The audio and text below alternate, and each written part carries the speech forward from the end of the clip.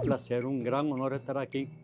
Pero fíjate, yo tengo 64 años en el medio radial, pero tengo que aclarar que me hice locutor por querer llamar tanto a Radio América. Esa fue mi intención inicial. Yo vengo de la época en que no existía la televisión.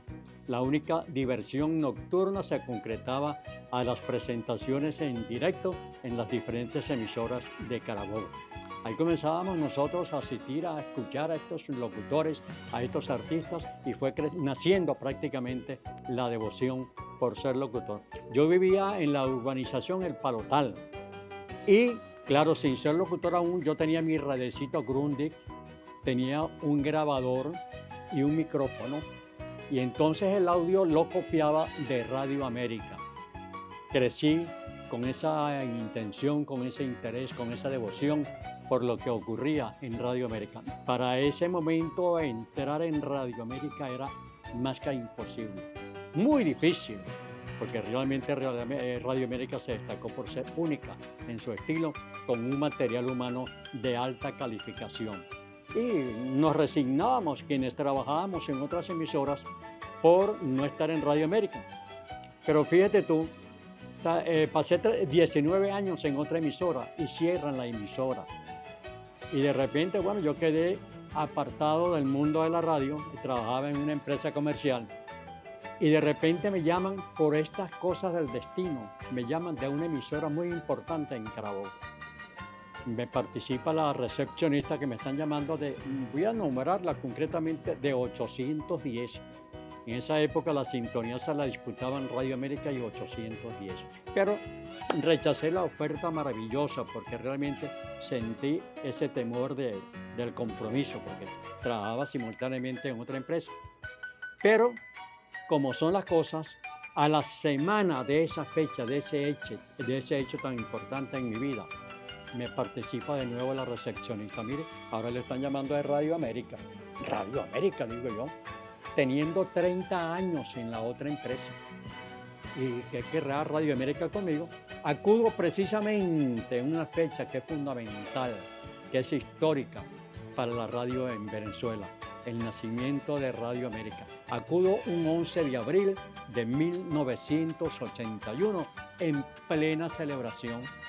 Me consigo en el pasillo con el director y propietario para ese entonces, que fue Manolo Fachín Viso.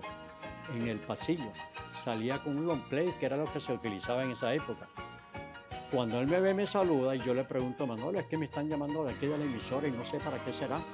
Y me contesta él: no, niño, es que queremos que trabajes con nosotros. ¿Cómo va a ser? Imagínense ustedes la ilusión, la esperanza, la fantasía de toda mi vida en el medio de la radio me llevó a ese encuentro con Manolo. Así comencé yo en Radio América, y en ese momento, que iba yo a pensar a través de mi historia, que me iba a convertir en prácticamente el ancla de la emisora, que yo estuviese presentando programas, tip, jingle con Radio América. Imposible pensarlo en ese momento. Yo comencé a las 6 de la mañana el noticiario, la primera emisión, con Ali Escorihuela.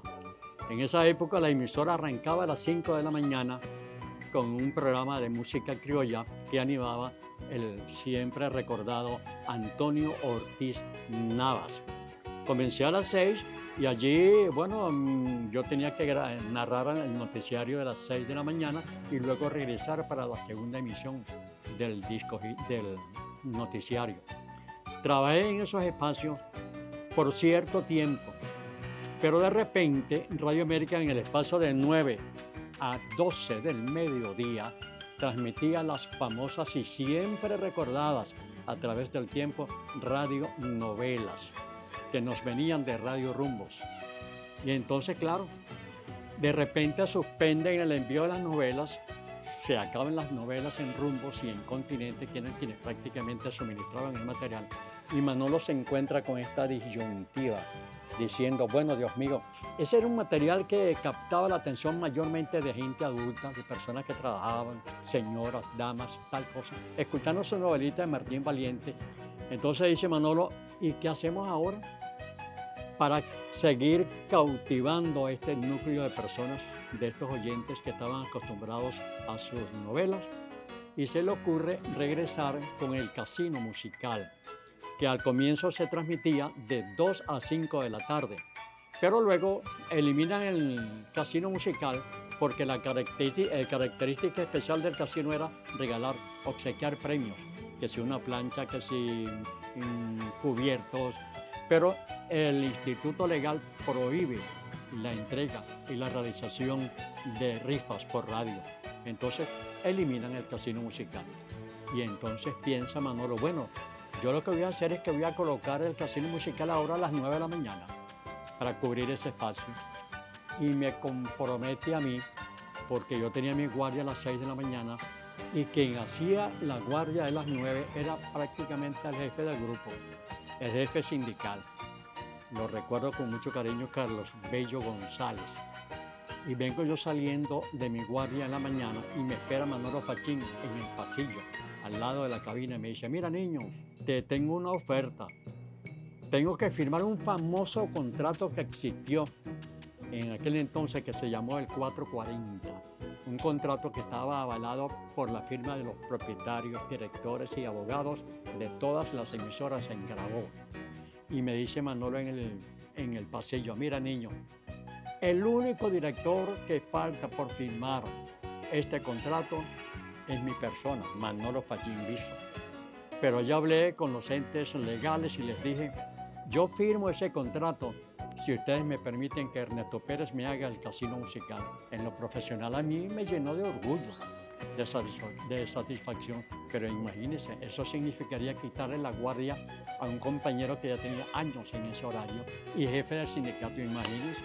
Y yo le cuento a Manolo, pero ¿cómo tú me vas a meter en este problema? A enfrentarme al chino y en su guardia y mandarlo a él para las 6 de la mañana. No, señor, si no, no firmo el contrato. Aquí está el contrato. Yo le digo, bueno, mira, yo estoy dispuesto, pero resuelve tú la situación. El chino pasó varios meses sin hablarme a mí porque lo pasaron para las 6 de la mañana y a mí a las 9 para que arrancara con el casino musical. Y desde entonces a la fecha yo estoy prácticamente, mire, en esa conquista de la gente adulta, la gente que bailó ayer, la gente que baila hoy, y les recuerdo a través de la música la canción, el tema con el cual bailaron en aquel entonces. Hoy yo les digo, acérquense, porque están unidos, son felices. Bailen este bolerito pechito a pechito. Arturo siempre decía, mire, yo acepto que me toquen todo en la emisora, pero que no se les ocurra tocar mis voces. Mis voces se respetan. Y otra cosa que recuerdo, porque Arturo, fíjate que la radio vieja tenía un pasillo muy largo y estaba en las oficinas, en cada ladito, ¿eh? Y entonces él llegaba a Radio América y uno lo divisaba desde el fondo, donde estaba la cabina, allá viene Arturo, porque él entraba y no miraba ni siquiera para los lados, sino que llegaba derechito a la cabina, ahí se sentaba al lado de uno y allí conversábamos. Y entonces me decía, mira Chivirico, ya yo cumplí mi tarea, fíjate, ¿cómo te parece? ¿Cómo quedó esto? Yo le decía, no Arturo, quedó de maravilla, bello, lindo. Ah, bueno, ahora les toca a ustedes cuidar esta que es su casa. Así que disfrútanla y vívanla. Tengo que decirles, señores, que yo soy testigo del crecimiento, del nacimiento de la nueva etapa de Radio América. Para nosotros en Radio América, el estar acá, particularmente para este servidor, es el oxígeno que nos permite vivir, ser felices, estar en la onda de la alegría y transmitirles humildemente pues lo que es la característica especial de Radio América. Y yo digo en este momento, en esta entrevista, cuando estoy en mi programa, se formó el bochinche.